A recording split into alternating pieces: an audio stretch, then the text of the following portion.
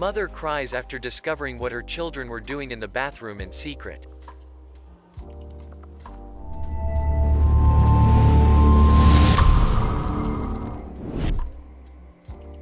Mom discovers what her daughter was doing with her brother in the bathroom and she can't stop screaming. Susie and Timmy were siblings, and they were bonded like few others. At an age when many would be bickering and in constant confrontations, they were unconditionally and all friends. Susie was 7 years old and Timmy was 5, and there was no one in the world that they loved more than each other.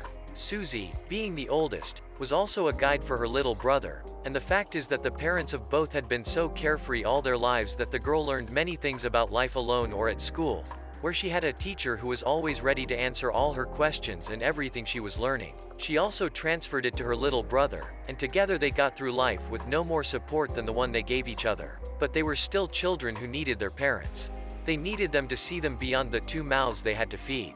They wanted to be taken seriously, and every day they tried hard to make them realize that they also fought and felt and were able to understand life so they could take the time to explain and guide them.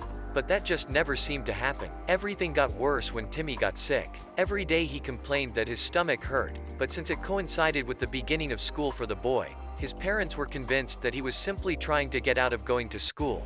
And that's why they were even furious when the boy told them that his stomach did not stop hurting and that when he ate he sometimes felt like vomiting. 6 months had passed and Timmy was still sick and not getting the attention he needed. It got worse when he started vomiting at night. Susie told her parents that her little brother was throwing up his food, but they thought he had just gotten indigestion and would be fine the next day. And since there was simply no way they would believe Timmy that he was sick and wounded in their dignity, the 2 siblings decided that they would not bother them anymore. Susie then assumed that she was the only one who could take care of him because only she cared about him and did not leave Timmy alone at any time. Gradually accompanying him to vomit and holding him while he vomited became a habit that happened more and more often until it was a daily routine. The boy was getting thinner and was pale and weak all the time, and at his school they noticed it. But when they asked Timmy's parents if the boy was suffering from any illness, they flatly denied it and excused themselves by simply saying that he was going through a stage of poor appetite, which, according to them, was very normal at his age because they had gone through it too, that soon he would start eating normally and his appearance would improve, but that it was not an illness. In the meantime, Timmy was finding it harder and harder to keep his food down, and also his concentration and strength were disappearing little by little. In class, he was not able to pay attention, and he did not go out to play full of energy like all the other children. He preferred to sit in the sun, and many times he fell asleep. And even though so many people saw them, only Susie was able to understand that he was sick, and she could only hope that soon someone would pay attention to him. One night the mother went into the bathroom and found a scene she never thought she would see. There was Susie helping her little brother hold himself up while he was vomiting, a bloody vomit that seemed to be tearing the little boy from the inside.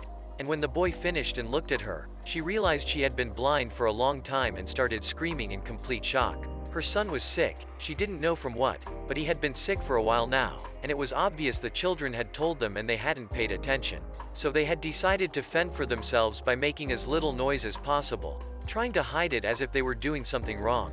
Susie and Timmy were so young that they didn't know how serious it could be for the poor child to vomit like that and endure his terrible stomach pains without any treatment. Nor did they know that none of it was really their fault, but the fault of irresponsible parents who had failed to pay attention. All Susie wanted was to help her brother feel better, and for that reason the boy adored her because she was his biggest support and the only one who was looking out for him all the time. On the other hand, his parents did not know what care and love were. The boy told them hundreds of times that his stomach hurt, and they had never paid attention to him, assuming that it was some childish strategy to avoid eating his food, and nothing was really wrong with him. At no time did it occur to them to think that maybe their son was sick and that complaining so many times about a pain was not normal.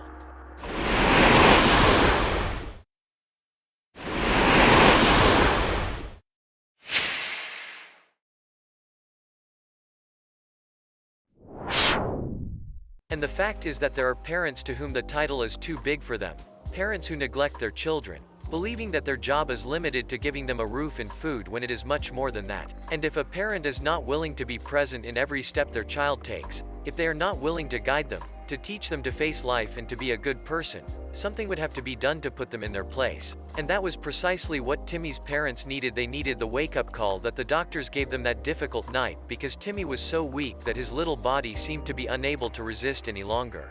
And now he was in the emergency room, and although they were slow to realize what was happening to him and needed to do several tests, that took many days. When the diagnosis finally came, everyone in the unit, doctors and nurses, were devastated. The child had cancer in a terminal state, a cancer that he could have overcome a long time ago if Timmy's parents had paid attention to what they were being told. Timmy's mother still hadn't come out of shock, and the father was feeling like the most miserable man in the world. How was it possible that his son was on the edge of death when from the beginning he had begged for their attention? How had they been able to ignore their own son's pain without paying attention to anything else? Not even to Susie, who every day asked them to take her brother to a doctor. Both of them could not believe their own indolence, nor that dastardly way they behaved, and the speeches they were given at the hospital made them feel even worse. But it was well deserved. The whole time Timmy was in the hospital, they were constantly reproached by all the medical authorities. Some nurses were not even able to speak to them.